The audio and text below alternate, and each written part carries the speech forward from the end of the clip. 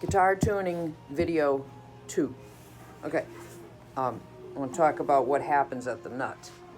Now, this peg head here, the peg head, angles back. It tilts back like a Gibson style and many others.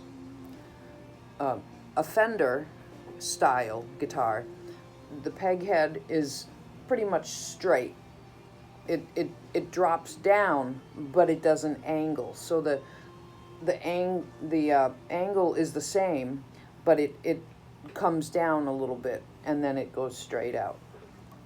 So what happens is, the more angle you have, the more downward angle, the more downward force there is in the nut. If you try to lift the string out of a Fender style neck, you can lift the string right out. That's why they put string trees or string retainers that pushes down on the string to keep it from popping out of the nut, or gives it a better sound. If it's not pushing down hard enough in the nut, it has a twangy sound, a thinner sound. So you want some downward force in the nut, but you don't want too much.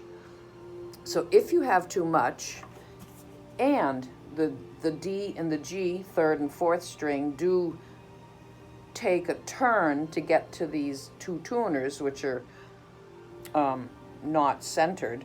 But a Schecter style guitar and other guitars will have the tuners more in the center, which eliminates this severe angle of the string coming out of the nut.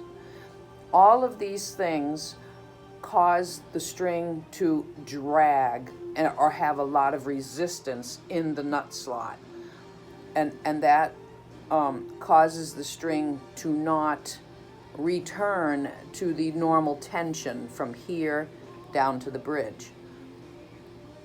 So if you bend a note, the string pulls in this direction, and then you want it to return to its normal tension of the tuned note, but the nut slows down the returning string. The string will stay tighter here.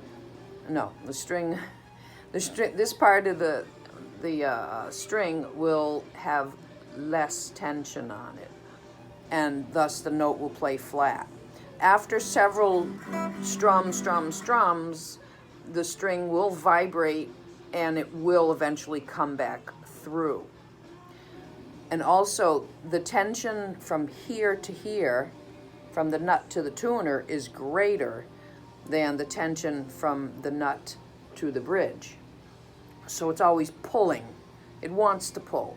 So when you tune a guitar that has this style peg head, the tilted back one, and the angled G and D, you want to tune the G and the D 1 cent flat and wait. The string will probably go up 1 cent after some strums. So again, and tuning under the note and coming up to it, stop 1 cent flat. And then strum, and wait and see. That string, there's a pretty good chance that string will go sharp, and now it'll be in tune. But once you press on the strings, you can only make the string go sharp. And if you press hard, or if the string has a low tension on it because it's a thinner string, or your frets are very high and you can squeeze down to the fingerboard, that will cause the string to play sharp. So I always tune my strings 1 cent flat, depending on the guitar.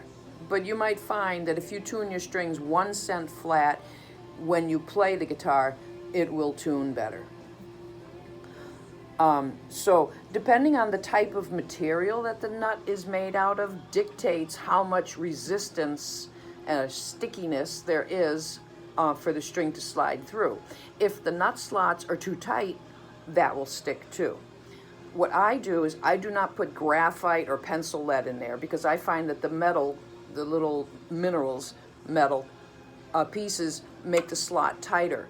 I use like a Vaseline, a heavy grease, candle wax, dry soap. I scrub them across the top, and I find that the strings slide through much easier. Obviously, it's better to have a slippery nut, but people like bone nuts, and bone is very sticky. I like the Wilkinson roller nuts with stainless steel ball bearings. It'll never go out of tune, but not everybody can have that. So, so that's a lot of, most of your tuning issues come from the nut. Big issues with the nut. And there's another thing about the nut I will explain in my next video. Good luck.